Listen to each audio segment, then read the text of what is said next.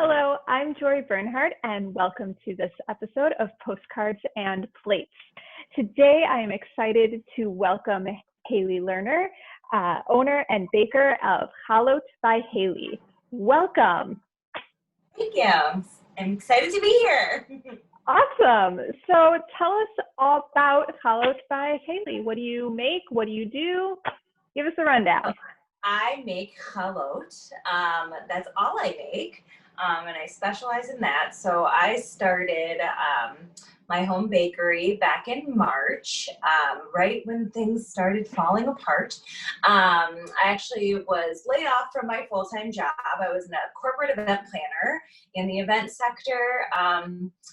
Is drastically changing, and so unfortunately I was laid off, but fortunately I got to have the time to pursue another dream of mine. And I've always been a baker and a cook since I was young, and I always wondered what it would be like to sell my baked goods, and I've always baked challah for my friends and family, and one day I was like, maybe people would buy it from me.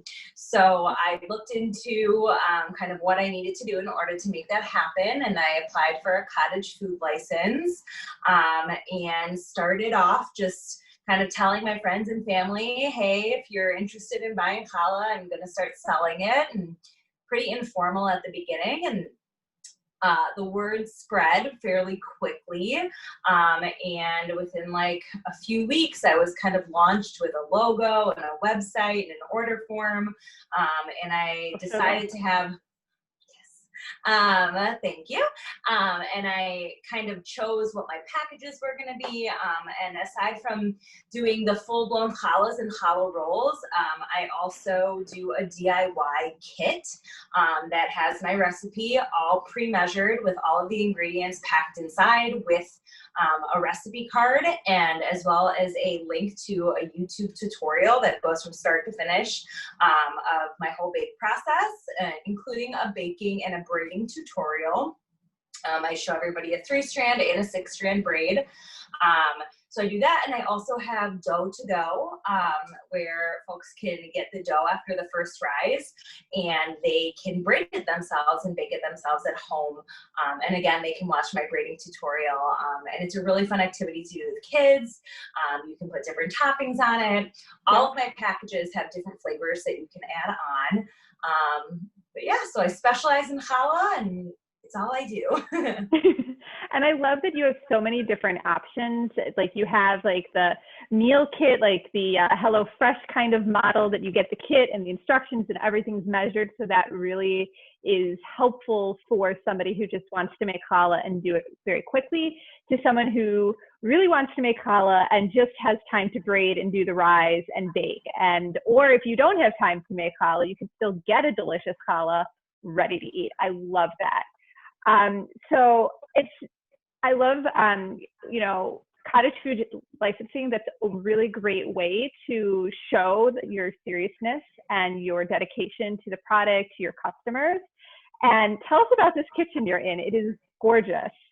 Thank you. Well, I have to say, it is all thanks to my wonderful husband, Oliver Lerner, who, little pitch, he is a general contractor. So he was able to, if anybody needs some home renovations, he was able to build this beautiful kitchen for me.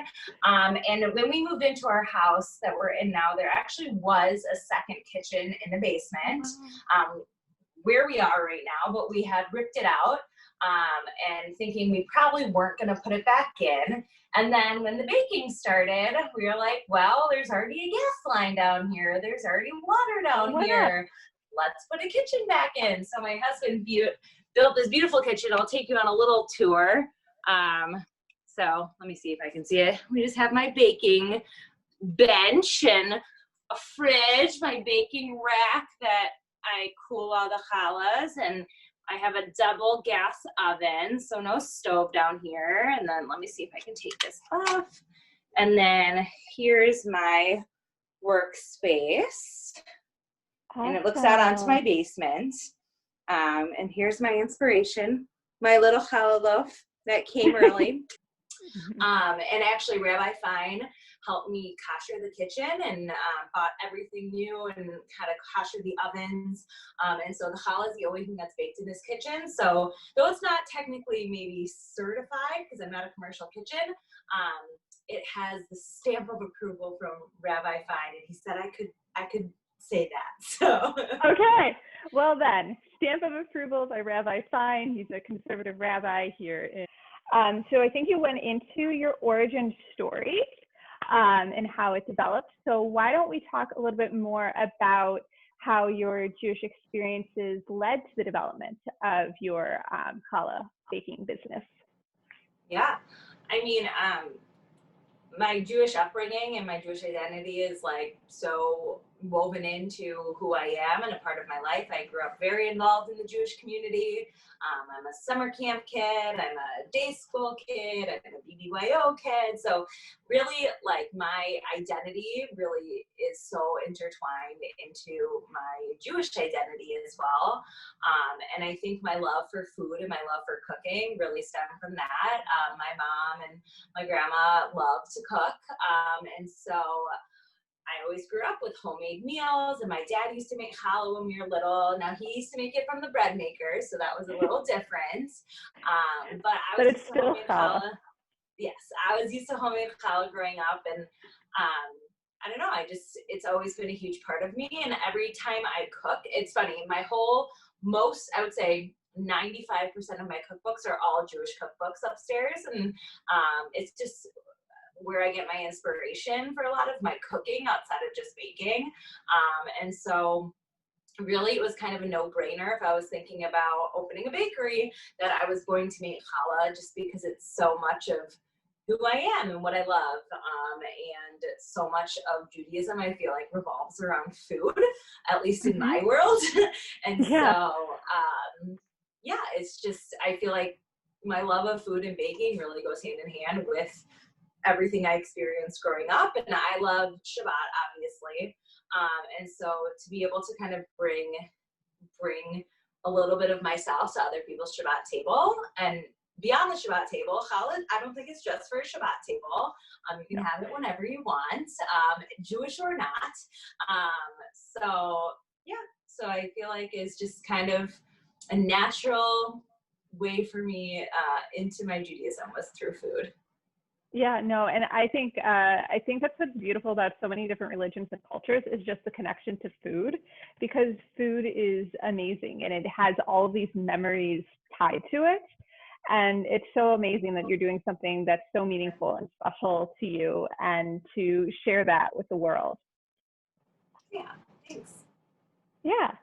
So there's a lot of different ways to make challah, and there are so many people who say, this is my Bubby's recipe, it is the best recipe, this is my Bubby's recipe, this is the best recipe, this is my Zadie's. So what makes your challah the best challah?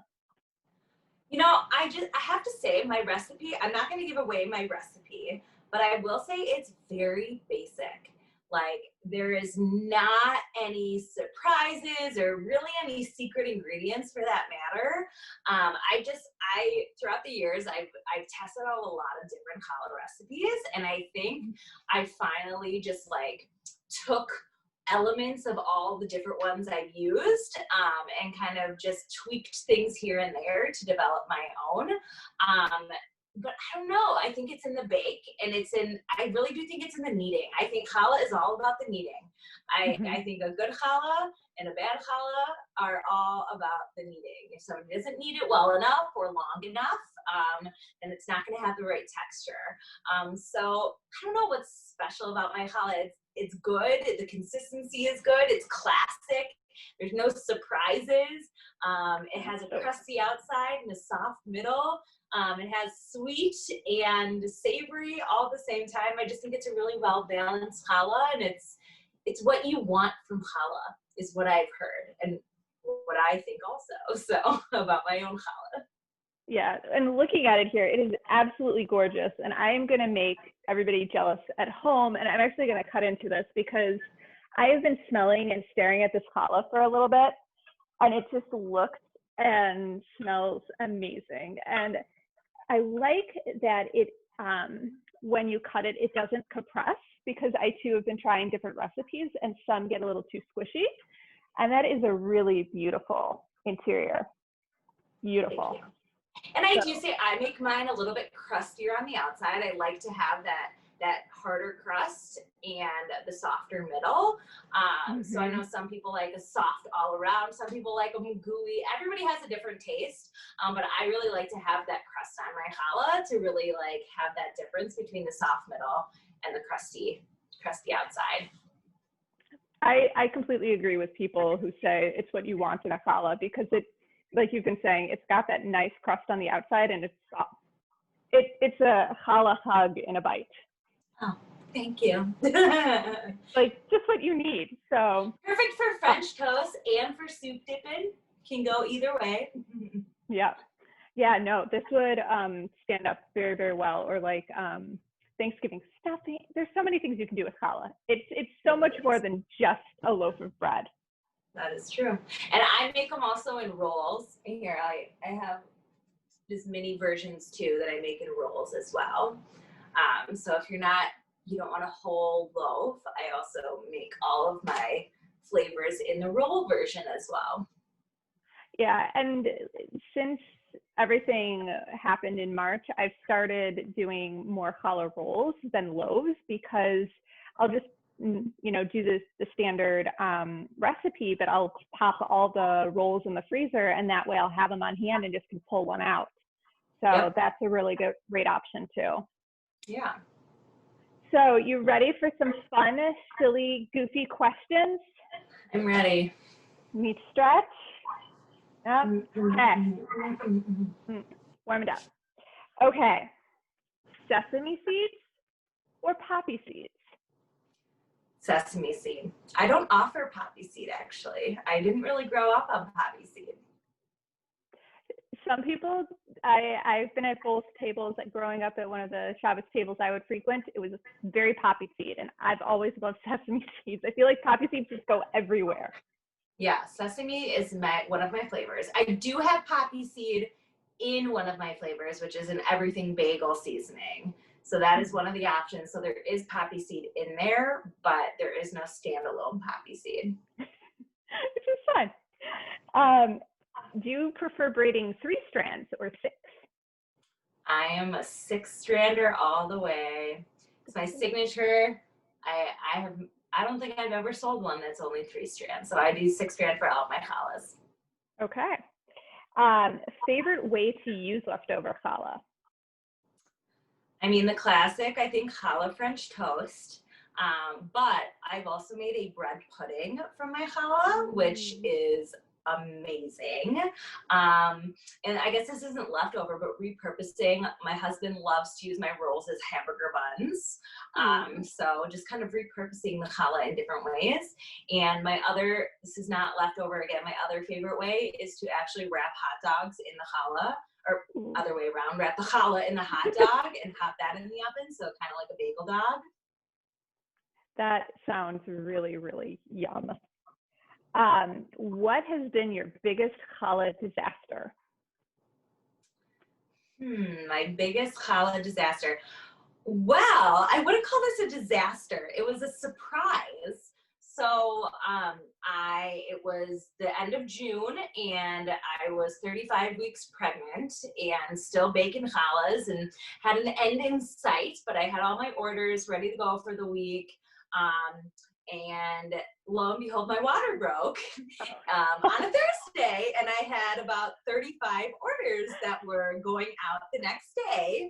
So I had a fridge full of 30 orders of challah that I used to bake everything on Friday mornings and wake up at like 4 o'clock in the morning and bake on Fridays. I've changed a little bit since becoming a mom, and now I bake on Thursdays. But I would say, while I was in the hospital in labor, I was on the phone, I was emailing, trying to figure out how to tell everybody I couldn't fulfill their orders while being like cryptic and not really saying I was having my baby yet. So my sister-in-law came to the rescue and got all the dough inside the freezer. But that could have been I could have come home to an overflowing refrigerator just with like pounds and pounds of dough. So my daughter surprised us, and unfortunately, I had to cancel everybody's orders that week, but the dough was saved. I love that. I feel like that is just so perfect of a way for Eliza to make her entrance into the world. Yes. Of like Yes. of just starting her way into the world with a little Challah surprise. Yes. So how do we find you? So I have a website. It is very easy. It's www.chalotbyhaley.com. And on there, you can see all of my packages that I offer, a little bit about me. And on there is also a link to my order form.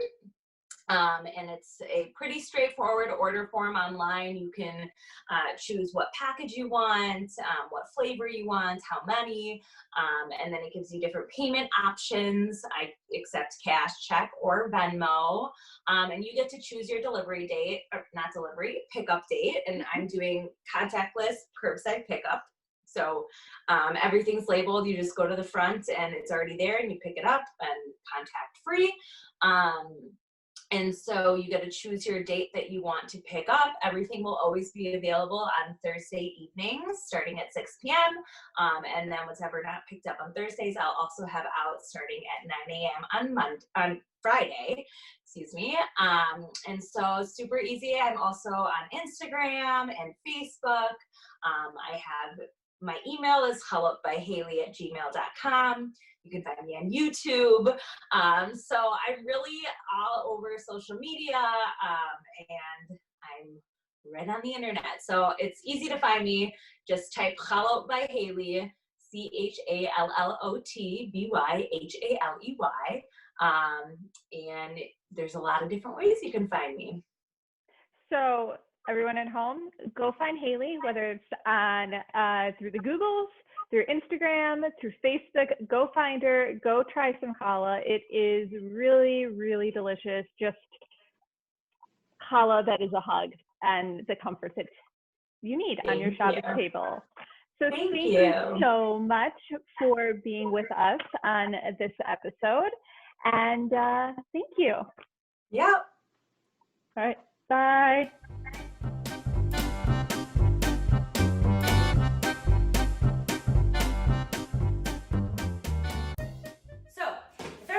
Their kit and it opens that up and see what's inside. I provided you with all of your basic ingredients. There are a few things that I didn't provide that you're going to need at home, which I will also show you. So inside your kit, you're going to find your dry active yeast, and everything is pre-measured for you, so you don't have to worry about measuring anything out. So we have our dry active yeast. We have our sugar number 1, the small container of sugar that's going to go with our yeast. We have 2 sugars today. Then we have our larger sugar, which is our sugar number 2. We have our kosher salt. We have our oil number 1, pre-measured for you. We have our oil number 2 that we'll use later on. And last but not least, we have our 3 eggs. We're going to use all 3. 2 of them are for our dough. 1 of them is for our egg wash. Last but not least, we have our bread flour that is all pre-measured for you.